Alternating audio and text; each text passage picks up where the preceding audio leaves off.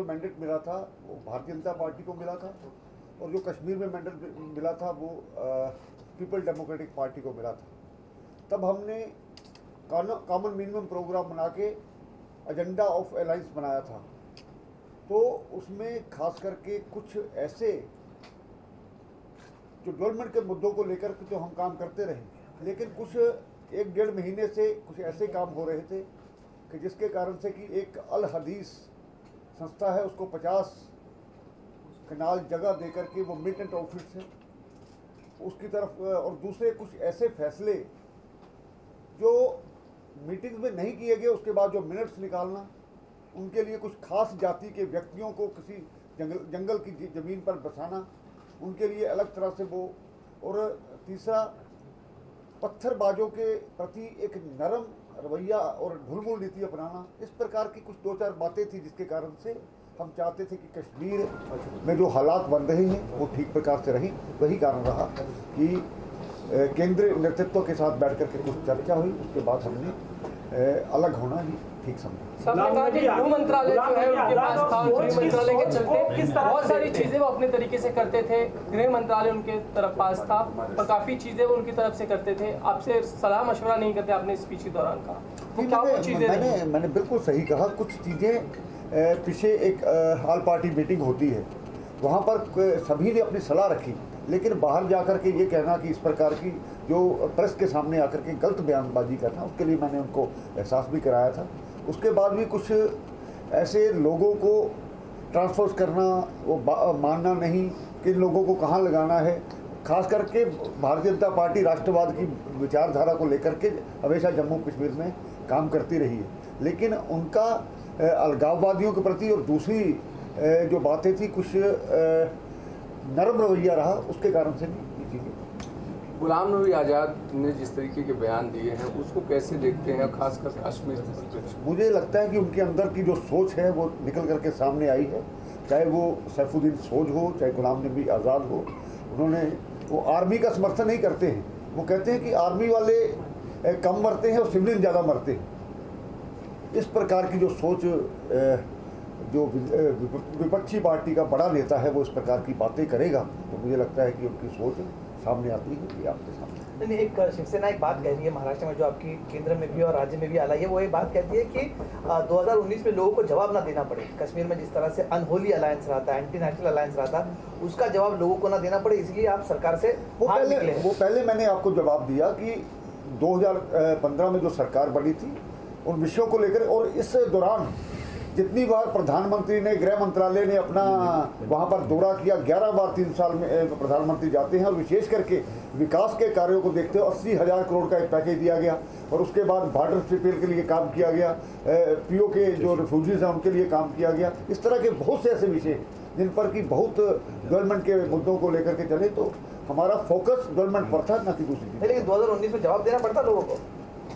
ये लोग देखते हैं, लोग भारत के प्रति जो एक सम्मान पूरे विश्व भर में बना है, उसके लिए हमें इसकी कोई जवाब देने की जरूरत नहीं है। आज भारतीय जनता पार्टी को 20 राज्यों ने अपनाया है, इसके लिए हमें जवाब देने की जरूरत नहीं है। भारतीय जनता पार्टी लगातार इस देश में आगे बढ़ रही है, ये आपके सामने। आपके ध्यान में ना? हाँ, ध्यान में होगा। मंत्री जी, आपने एक बात कही कि जिस सस्पेंशन ऑफ ऑपरेशन के दरमियान जितने भी टेररिस्ट को मारा है वो पहले मन से ज़्यादा था। ज़रा उस पर विस्तार में बताएंगे उसके बारे में? नहीं, ये देखिए, ऑपरेशन सस्पेंड जो हुआ था कश्मीर में, हमको ऑपरेशन नहीं करना, लेकिन कश्मीर की सीमा पर जो भी आतंकी घुसपैठ कर रहे थे उनको हमने घेर कर दिया। वहाँ पे उसकी संख्या ज़्यादा है, उन्होंने कोशिश की ज़्यादा घुसने की, तो हमने जगह पे हमारे जवानों ने घेर किया, संख्या ज़्यादा है। सीज फायर जो हुआ था कश्मीर में रमजान के दौरान, क्या उसमें उसका फ़ायदा उठाने की कोशिश कर रहे थे क्या? देखिए, सीज फायर सीमा पर था जो सेना ने किया था, हमने ऑपरेशन सस्पेंड किया था जो गृह मंत्रालय से हुआ था। उस पीरियड में उन्हें ऐसा लगा कि ये ऑपरेशन सस्पेंड है तो घुसपैठ की कोशिश हुई, इसलिए ज़्यादा मारे गए, और हमने सीमा पे रोका नहीं था। अंदर में हमने काम रोक दिया था, लेकिन उस पीरियड में स्टोन पेल्टिंग की घटनाएं कम हुई थी। इस तरह की Sir, after this lifting of this ceasefire now, do you expect that more action can be expected in Jammu and Kashmir? What's the line of the government? देखिए, अभी तो सारे रास्ते खुल गए हैं और हम किसी भी हालत में ना सीज फायर की बात है ना ऑपरेशन सस्पेंड की बात है, और हम खुले मैदान में हैं। सरकार में भी हम नहीं, वहाँ पे राज्य की सरकार में पूरा गवर्नर राज होने की वजह से अभी किसी भी हालत में वहाँ पे कोई भी हरकत करेगा उसे सबक मिलेगा, उसको ढेर कर देंगे। कोई आतंकी नहीं बचेगा, कोई आतंकी घुसने की कोशिश नहीं करेगा। इतनी ताकत से वहाँ काम किया जाएगा। आपको क्या लगता है जिस तरह से एनएसजी के ऑपरेशंस बढ़े हैं और आपने जिस तरह कहा कि सेपरेटिस्ट लीडर्स को भी अरेस्ट किया जा रहा है बड़े पैमाने में, तो क्या लगता है परिस्थिति जो आज है, आज की तारीख में, वो जो जॉइंट गवर्नमेंट थी पीडीपी और बीजेपी की, उससे बेहतर स्थिति आज है? देखिए, हमने आज नहीं अरेस्ट किया है आतंकियों, पिछले साल से एनआईए ने कार्रवाई की है। और देखिए, एनएसजी जो वहाँ गई है ये सुरक्षा के लिए गई है। वहाँ पे हमने सोचा कि पिछले समय में अमरनाथ यात्रा पर जिससे हमला हुआ था, ये घटना का और दोबारा ना हो, ये भी सोचा गया। अभी बहुत जल्दी यात्रा शुरू हो रही है और पूरी ताकत के साथ में वहाँ पे अमरनाथ के यात्रियों को सुरक्षा दी जाएगी और किसी भी हालत में यहाँ पे आतंकी गतिविधियाँ कम करना और कश्मीर में शांति बहाल करना, वहाँ के नागरिकों को भी सामान्य जीवन जीने का एक सरकार का कमिटमेंट है, केंद्र सरकार का। इसलिए हमने सेना फोर्सेस और एनएसजी को वहाँ लगाया, तैनात किया है, ताकत से किया है और पीछे हटने का कोई वजह नहीं है। सर, एक शेवटचा प्रश्न सर, हे याबद्दल तुम्ही सामान्य जनतेच्या मनात संभ्रम आहे, तुम्ही केंद्रीय राज्यमंत्री म्हणून काय सांगू, त्यांना विश्वास काय देऊ शकता या एकूण सगळी जी परिस्थिती आहे त्या संदर्भात? सामान्य जनतेच्या मनामध्ये संभ्रम काही नाही आहे। काश्मीर ही आग आजची नाही आहे, अनेक वर्षानुवर्षे त्या ठिकाणी आग पेटत आहे। त्या ठिकाणी पाकिस्तानद्वारा आतंकवाद्यांना प्रशिक्षण देऊन त्यांचं पालन पोषण करून तिथं आतंक माजवण्याकरता सोडलं जात होतं। त्याचा मुकाबला आम्ही करतो आहोत। 1990च्या 95च्या दरम्यान जे हजारो घटना व्हायच्या, 5000च्या वर घटना व्हायच्या, ते आता 200-300 घटना होऊ लागलेल्या आहेत, हे सगळ्यांना माहीत आहे। पण तरी पण घटना होत आहेत।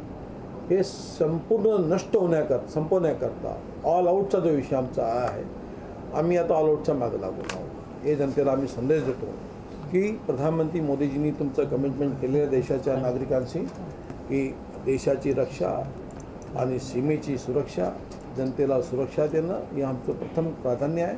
त्यामध्ये काश्मीरची जनताही आहे आणि काश्मीरची सीमा पण आहे। जनतेला आज आमचा संदेश आहे की सरकार प्रामाणिकपणे काम करीत आहे। सर, हिंदी में एक ऑल आउट मिशन का जिक्र किया है आपने, क्या है? पूरे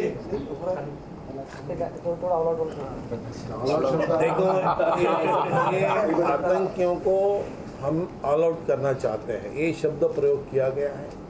हम आतंक से समाप्त करना चाहते हैं कश्मीर, जम्मू कश्मीर से, और उसके लिए सरकार ने पूरी अपनी तैनाती भी की है और प्लानिंग भी किया है। हम छुप के हमला नहीं करते हो, छुप के आतंकियों को घुसने का काम पाकिस्तान करता है। हम पाकिस्तान के इस एरिया में भी जाके हम आतंकियों की अड्डे उड़ाने की ताकत रखते हैं। उस भारत देश की ये ताकत है, इसलिए हम ऑल आउट करने की हम मंशा भी रखते हैं और उस दिशा से काम भी कर रहे हैं।